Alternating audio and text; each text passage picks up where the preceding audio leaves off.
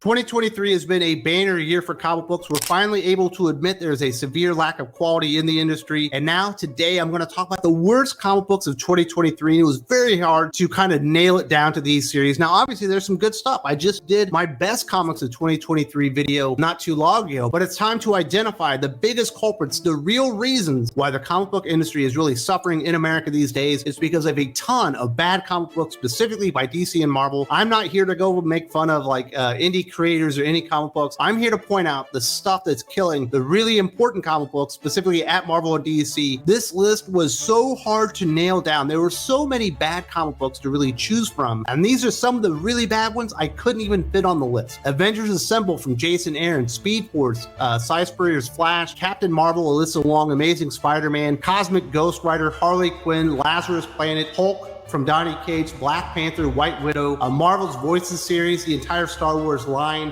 Power Girl, Alien, Joker, the Man Who Stopped Laughing, Death of the Venomverse. There's some really, really bad comic books in there, and they couldn't even crack the list because we had actually stuff that was so much worse. And if you want to know the specifics of why there's a bad quality issue in comic books, I'm about to get to them in each and every single one of these issues, because there's something absolutely terrible about every one of these comic book series that separates it from the rest. Now, let's start out with number 10, Night Terrors, Joshua Williamson. This was the big DC Comics event that kicked off 2023 and basically halted all the momentum of Dawn of DC for no reason whatsoever. This thing was an absolute clusterfuckola.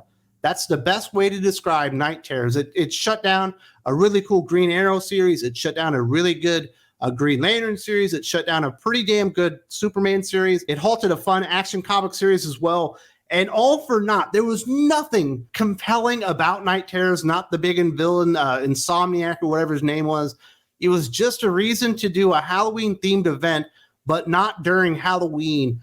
And they shut down the entire line for a story no one cared about. Now, was there a issue here or there that was actually decent? Yeah, go read Night Terrors Green Lantern. That's as good as it could get. Shockingly, Jeremy Adams was able to take chicken shit and make chicken salad out of it, but everybody else failed the test, including Josh Williamson himself. Nothing cool came out of this, and it was an enormous waste of time. And of course, DC Comics had to fill all these books with just the worst writers, period, with your Daniel Lewis and all that kind of shit. There's a reason so many comic book fans are just fed up with events, especially from DC Comics. They are completely meaningless. And the way DC does events now just absolutely sucks. They launch an event and they bring in the worst writers in the world to like flesh it out in the middle. And they always end up stinking.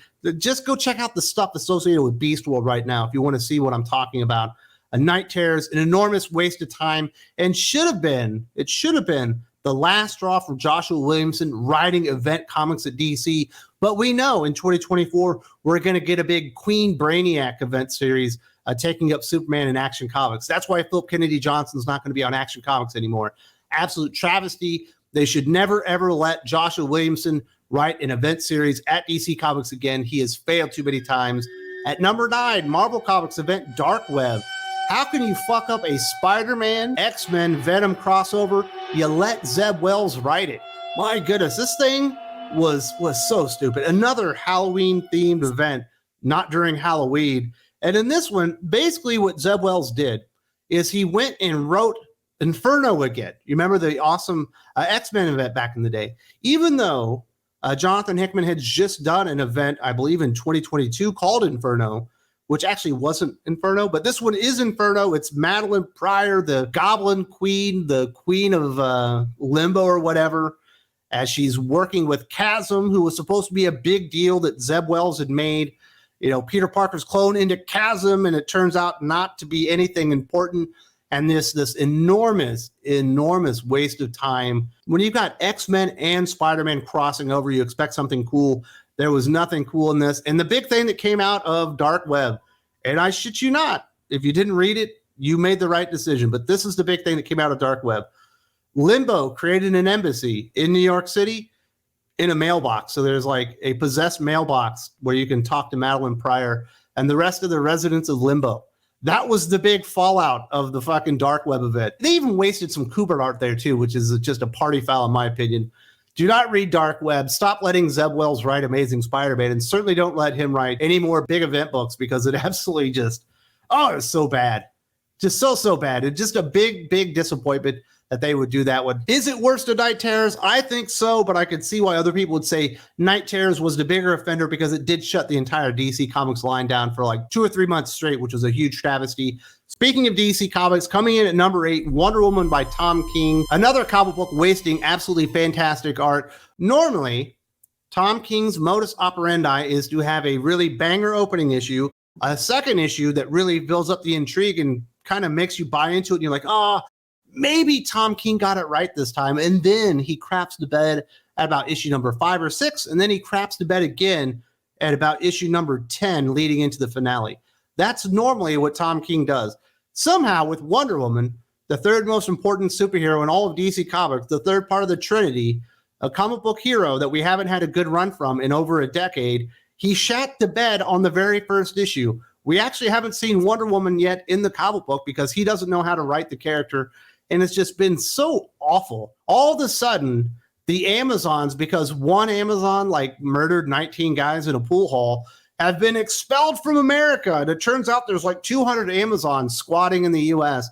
And then we just start gutting down Amazons and all this stupid stuff because Tom King doesn't want to write a Wonder Woman story. He wants to write an allegory about illegal immigration and the war on terror because he has a guilty conscience of whatever it is that he did that was really shitty while he was in the CIA, while he was in Iraq or whatever. And we all have to suffer to where we have what's supposed to be a big name writer who's totally been exposed over the past few years, shitting the bed on what's supposed to be an enormous name character, an A-list character that absolutely is not going to sell because this series just absolutely blows. And I feel so bad for Daniel Samprey. This should be making him a superstar in comic books. The art is absolutely fantastic, but the story just sucks. In the 4th issue, which I am going to review very, very soon, I'll probably have the review out before this video even comes up live, is somehow the worst of the series. He's gotten progressively worse. Wonder Woman number 1, terrible.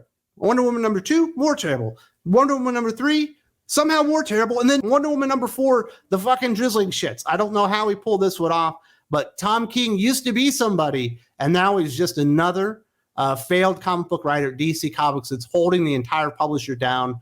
And I can't believe he destroyed Wonder Woman this fast. I thought it would take him at least 6 months to show his true colors and fuck something up on the series, and he did it in record time. Even for Tom King, I would say Heroes in Crisis was more redeemable through the first 4 issues than frickin' Wonder Woman. At number 7, Alan Scott, the Green Lantern, Tim Sheridan. Of course, this is going back to the golden age of DC Comics to rewrite Alan Scott because in an alternate universe, when we did Earth 2 or whatever, Alan Scott was gay. So now he's got to be gay in Earth Prime. And now we got to go back and erase all of his history. And in order to do that, we have to bring in one of the worst comic book writers in the entire industry, Tim Sheridan, who every single thing that he has done that's had his name on it has completely sucked. It obviously started out with Teen Titans Academy, terrible comic book. He also did a Shazam series, terrible comic book. The only thing he did that wasn't terrible was Flashpoint Beyond, where it was actually Jeff Johns and Jeremy Adams writing it. And then they gave him like a pity credit. Like maybe he got to write 2 lines of dialogue and they threw his name on the goddamn book because they didn't want him to be embarrassed anymore. Unfortunately for Tim Sheridan, he's only embarrassed himself with Alan Scott, the Green Lantern. We're only like 2 or 3 issues in on this one. And if you want to see what a terrible comic book writer Tim Sheridan is, go read the first issue of Alan Scott, the Green Lantern, which is not a good book. And then read the second issue and tell me this guy actually knows how to tell a coherent, ongoing story in a comic book. The second issue, literally, until the very last page, has nothing to do with anything in the first issue. Oh, and now he's retconned the entire character in the origins of Alan Scott as the Green Lantern. Because now he went into Arkham Asylum so he get like a reorientation surgery or whatever. And it turns out like some trans character named Billy actually made him the Green Lantern, and that's where the power came from or something like that. Because Tim Sheridan and DC Comics want nothing more than to shit on the characters in the history of DC Comics themselves. This thing has been an absolute shit show, and there's a reason that Tim Sheridan has no future in comic books, and this is probably the final straw from him because we have seen the sales on Alan Scott, the Green Lantern, and despite him pleading for everyone to buy the book, nobody ended up supporting it, and I do not blame them. Coming in at number 6, Tim Drake, Robin, Megan Fitzmartin, another writer that came in when Dan Didio hired all these writers from the Warner Brothers animation department that were doing some projects that were associated with DC Comics characters. Tim Sheridan came in on that. Megan Fitzmartin came in on that. Jeremy Adams also did, but Jeremy Adams kind of worked out. Megan Fitzmartin is among the worst new writers to come into DC Comics in some time, probably surpassing Tim Sheridan. I would actually say that Tim Drake Robin is technically the worst comic book, not only just because of the art. And we only got one issue of Riley Rossmo within 2023, and then they changed the artist on the last 3 or 4. It turns out it wasn't just the art that was holding Tim Drake Robin back. It's actually the writing of Megan Fitzmartin herself as she goes back to retcon another character's sexual orientation and make Tim Drake the gay Robin or whatever. And guess what the book turned into? The Tim Drake Bernard romance book. It's absolutely hideous what goes on there. And there's one story where Tim Drake Robin actually leaves a building full of people burning inside to go and console his boyfriend because that was more important at the time. Actually going out and saving people was an afterthought to the feelings of Bernard and the way that his parents were talking to him. That's the kind of crappy writing you'll get in there. And hopefully Megan Fitzmartin never writes at DC Comics again, because she certainly doesn't deserve another chance after this. And obviously what happened during that Young Justice stuff, during the previous Josh Williamson event that wasn't very good. Just a lot of really crappy stuff. Like the bottom of the barrel of the DC stuff is just so bad these days. And it's because of people like Tim Sheridan and Megan Fitzmartin and a couple of other writers that I'm going to get to in the not too distant future. But first, we need to talk about number 5, Captain America Cold War, Colin Kelly, Jackson Lanzig, Tochi Onyebuchi. They decided to relaunch the Captain America series as 2 series, one starring Falcon Cap, one starring Steve Rogers. The Steve Rogers book was written by Colin Kelly and Jackson Lanzig, 2 of the worst writers in the entire industry. And sales plummeted almost immediately, and they started retconning history again. Oh, have we heard that one yet? Have we heard of that? All these writers like to go back and retcon the characters and all the things that they stood for. It turns out the star on Captain America's shield doesn't stand for liberty or America. It's actually from an alien species or something. And then the Winter Soldier is not the Winter Soldier anymore by the end. He's the New Revolution, as they try to concoct some stupid history. And I think they even got Sharon Carter in there and ruined that character as well. And by the end, nobody read Captain America Cold War because no one was interested, because the other 2 series sucked. And Captain America was canceled in less than 12 issues, which I believe for a Captain America ongoing series is the record. That is the fastest that you can actually kill a Captain America series. Ta-Nehisi Coates' Captain America run lasted longer than Colin Kelly and Jackson Lanzig's. That's how bad these guys are. Everything they touch turns to crap. And for some reason, well, we know why, because they're extremely cheap. They keep getting high-profile writing gigs at Marvel and DC. Expect to see these 2 jabronis on the X-Men reboot at Marvel Comics. And right now they're doing an ode to Planetary on the Outsiders book that no one's reading as well. These guys need to go away the fastest. And Tochi Onyebuchi, I think he just had a cup of coffee in comic books, and I don't see him coming back either, because he was not a good writer at all. Getting into number 4, and I'm going to cheat here a little bit. We're going to go with Hawkgirl and Fire and Ice, Welcome to Smallville.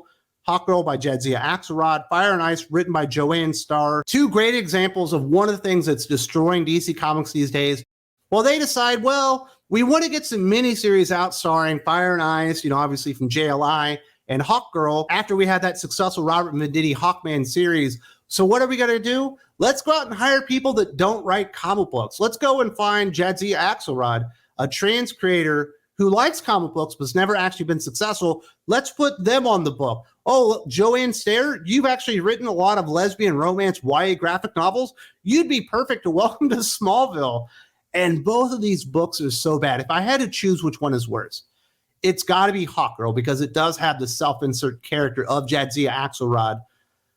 What's her name? Galaxy, the prettiest star or whatever, which is like a trans alien, like she changed her gender or something. And you've got dyke shirts, and you've got fucking Kendra Saunders questioning her sexuality as she's messing around with like this girl that she knew in college is now trans apparently.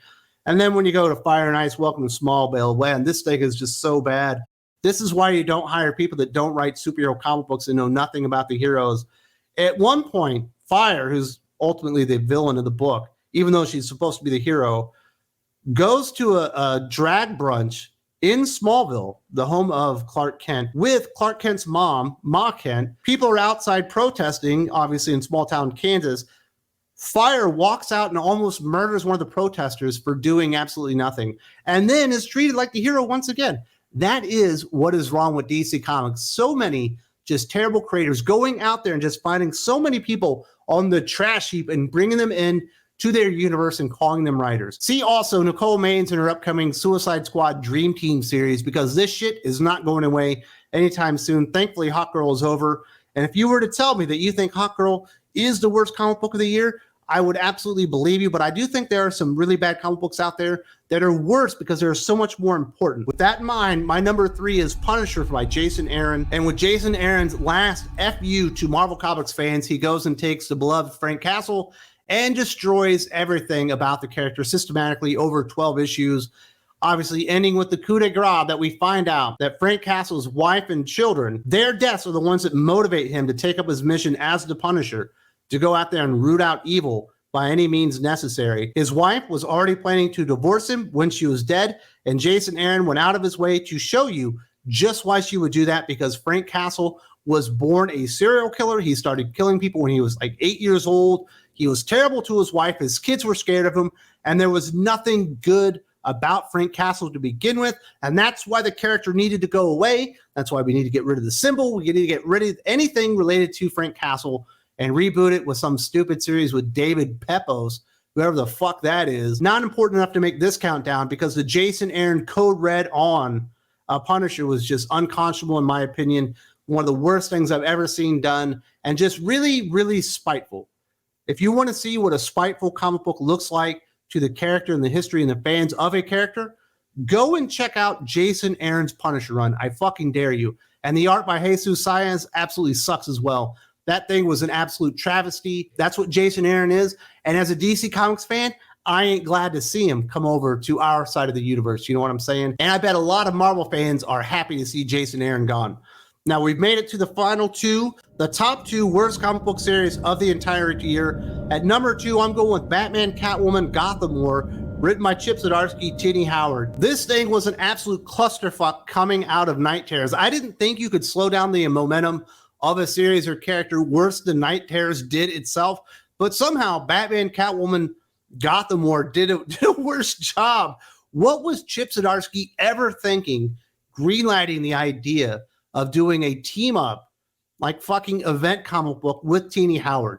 Did you not see what happened to Jonathan Hickman when he did a team up with Tini Howard? She ruined his series too, and my goodness, Catwoman, Batman, Gotham War is just, it's almost inexplicable just how bad this is. Now, thankfully, for the most part, Jorge Jimenez wasn't doing a lot of the art. It was Mike Hawthorne. So it almost looked as bad as it deserved. But I've never seen a comic book that was so confused on what it was trying to tell. You had the Chip Zdarsky side of the story trying to show that Batman Bruce Wayne is losing it because Zur-En-Arrh is overtaking him, which is causing him to treat his family bad. But then you have the Tini Howard side of the story that was trying to elevate Catwoman and turn her into fucking Robin Hood, even though clearly Tini Howard has no understanding about the Robin Hood story or mythos or lore or any of that stuff, and totally fucked the entire thing. And then all of a sudden, the big bad villain is a meteor at the end. I cannot, like, how we got there, I don't really know. They did do a few things to Bruce Wayne in the process. He lost his mansion. It was bought by Vandal Savage. He lost his brownstone, I think. He lost access to all of his Batman technology within the event, and he lost his entire family. They basically gave up on him at the end of this, even though technically, if you read the book, Batman really didn't do anything wrong, but the entire Bat family turned on Batman because he wanted to stop crime. If that sounds like a really good, compelling Batman story, you should probably check out Gotham War. If that sounds like the stupidest story in the history of the world, you have a lick of common sense. Apparently, Chip Zdarsky and Tini Howard don't, because God, that thing is so bad. I dare you to go read Gotham War if you didn't. I fucking double dog dare you. You will not be able to get through this stupid book that had the worst characterization I've seen in Batman, even worse, probably, than fucking Tom King's Batman run, which was atrocious. Now we are here. We are to the number 1 worst comic book series of all of 2023.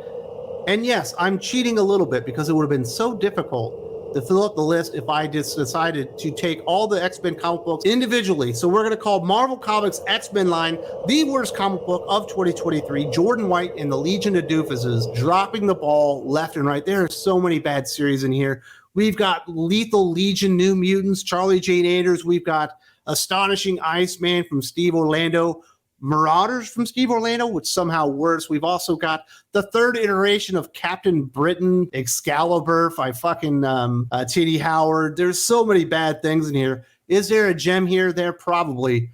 But for the most part, Marvel Comics X-Men line has just been hideous for several years now.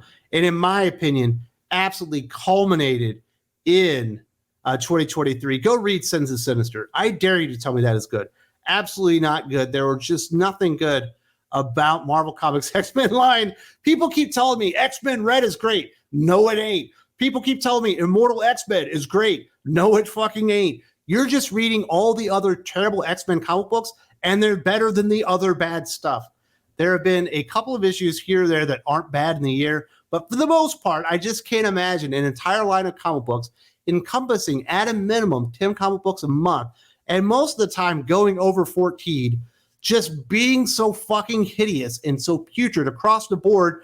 But what else would you expect from Jordan White and a Legion of Doofuses? This is the reason that they're rebooting the series or the entire franchise in 2024. This is the reason that Jordan White isn't moving over to Avengers. He's not moving over to Spider-Man. He's not moving over to the Star Wars line. He's moving over to special projects. And when you think about special projects, let's say Bic wants you to do a special comic book based on their lighters.